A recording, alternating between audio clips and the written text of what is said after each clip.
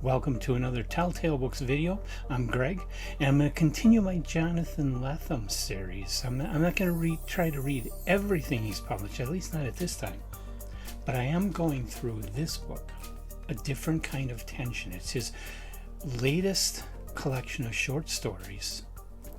I just received this in September. I had previously tried to read it on NetGalley, but I must have seen it when it had already been up there for quite a while, because they expired it right away, archived it right away, and I couldn't get more than first three stories done. And the story I'm talking about here is one of those three stories, Program's Progress, that in the bibliography I created for myself of Jonathan Lethem's work, it is number 11. We are Telltale Books, bringing you the best in literature, literary topics, and graphic design and bookmaking. If you want to support us, you can find us on Etsy and Pango, where you can find gently used, rare, and even top quality used books. And if you like this video, be sure to hit the like button, the subscribe button, and maybe even that bell to be notified when new videos go live. Thanks for joining us. Program's Progress was published in Universe 2, which is an original anthology series that was edited by Karen Haber and Robert Silverberg back in the 1990s. This was the second volume of that series, published in March 1992. Program's Progress is only a short story. It's number 11 in my bibliography of Jonathan Lethem's works. In Program's Progress, people have had their consciousness loaded into chips, and the chips are installed in devices, and there develops a caste structure to society. The level you are in society, the importance you have to society, determines what kind of device you're put into. So, for instance, somebody whose consciousness is controlling a garbage truck would probably be at the very bottom, and somebody who is running some high level of government would probably be at the very top. And inherent in this system is a capability of either moving up or moving down, depending on your actions and politics, of course. And that's what the story gets involved in, is someone who wants to move his consciousness up to a more important station in society. It's a very interesting little dystopia based on computer, possible future computer science. And within a short story, Jonathan Lethem interestingly explores our desire for bettering our lives and having more and making ourselves more important, being at a higher social status, and how we want to change the status quo to allow ourselves to have a better life. It has been probably 4 months since I actually read this story, so my memory is fading a little bit. Fortunately, I just can't go into more detail than that about it. I thought it was a good story, and the first three stories of this collection I read, these were the first things by Lethem that I've ever read, and they are what prompted me to want to buy the book and read the whole book, and they have given me an interest in Jonathan Lethem, because these stories were good, well written. They're short stories, which so many people just don't want to read these days, and I'm all for it. So here's somebody who's a major writer in our genre, who is writing a lot of short stories and publishing a short story collection right now. I love this. But more importantly, just that the fact that his stories have that combination of the scientific speculation, the scientific ideas that I love with classic science fiction, combined with a really high quality writing and a much more contemporary outlook on things. This is like taking classic science fiction and making it current, is what you get with Jonathan Lethem's work. Good characterization, terrific writing, terrific ideas, brilliant science fiction. Now, I'm not going to call this a top tale. I didn't think it was quite that great, but I really did love this story, and I do recommend it. I think you should, if you like science fiction, I think you should check out Jonathan Lethem's work. It's relevant to now, but and it's better written than what most people think of with classic science fiction, because it isn't classic science fiction, it's more contemporary. This is from 1992. I didn't pick up on the title, Program's Progress. Emily's going to have to school me on that one, because she's read The Pilgrim's Progress. I haven't read it yet.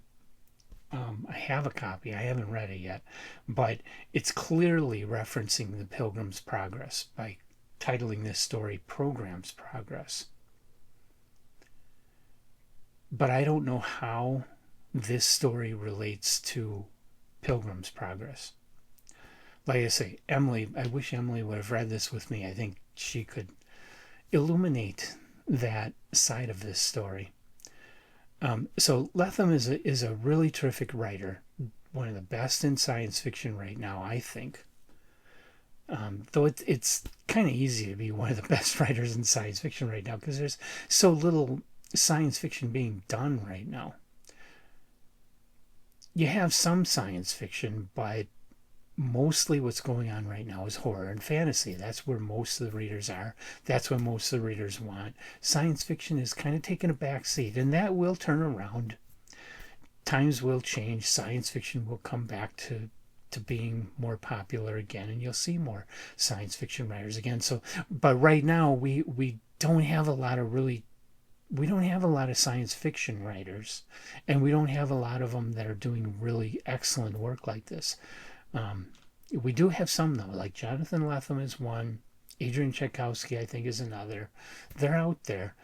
They're just not as plentiful as the horror and fantasy writers. Even fantasy writers. There's a lot of fantasy being published right now, but not a huge number of fantasy writers when you compare to the number of horror writers. Horror is big right now, and there are just tons of horror writers out there right now. I think there's more horror writers than fantasy writers. Anyway, have you read Program's Progress?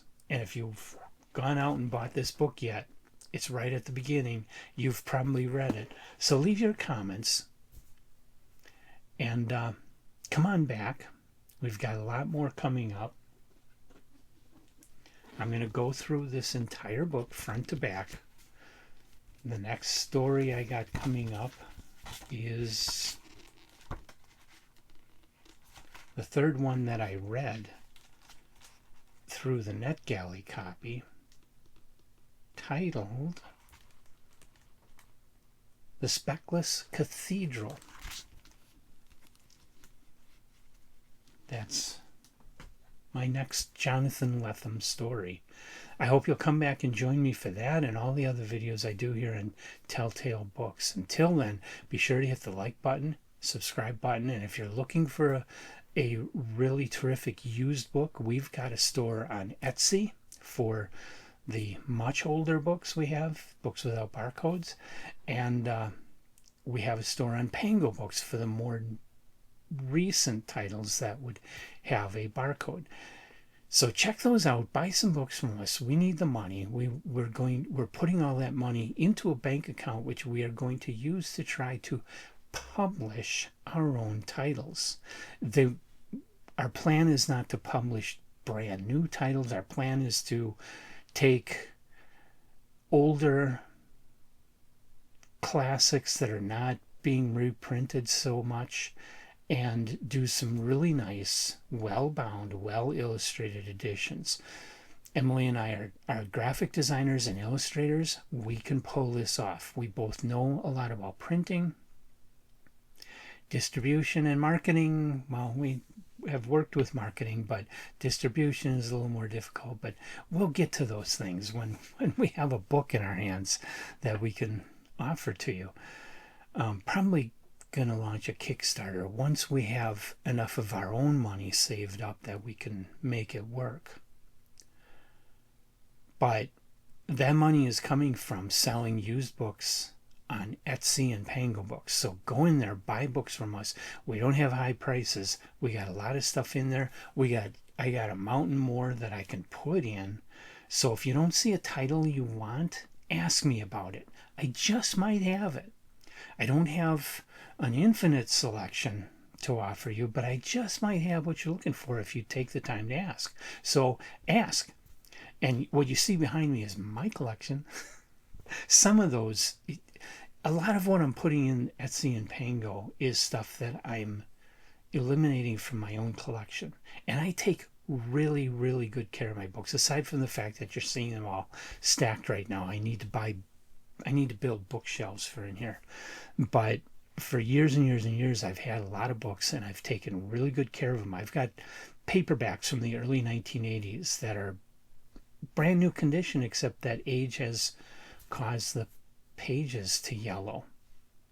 Otherwise, these are brand new books that I'm putting out there, and some of them are worth a lot of money, and I'm not putting them out at the premium price. I'm putting them out at a reasonable price. So check it out, look at it.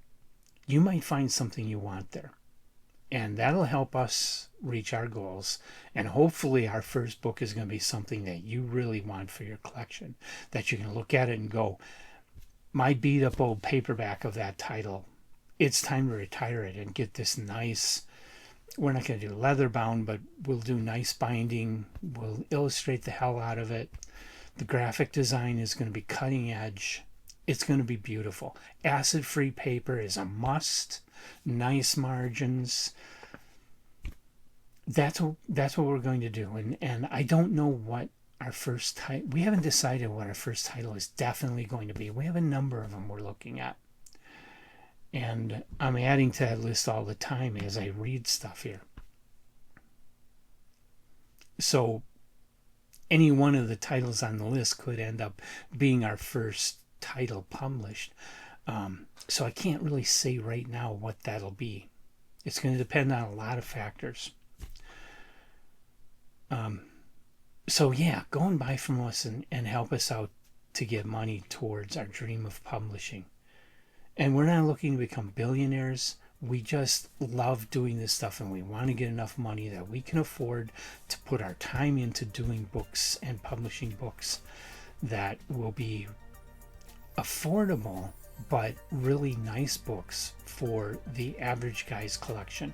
You know, the person who's not a millionaire, the guy who just has an ordinary ranch house in central Wisconsin and doesn't make a ton of money like me. Lots of books I drool over that I just can't buy because I don't make enough money. And so I believe in people like me having access to having access to building a really nice library without it costing us $2,000 a book. That's the goal. And I hope that's something that all of you will be interested in and will want to help us make it to. Time for me to shut up and get out of here. I hope to see you in the next video.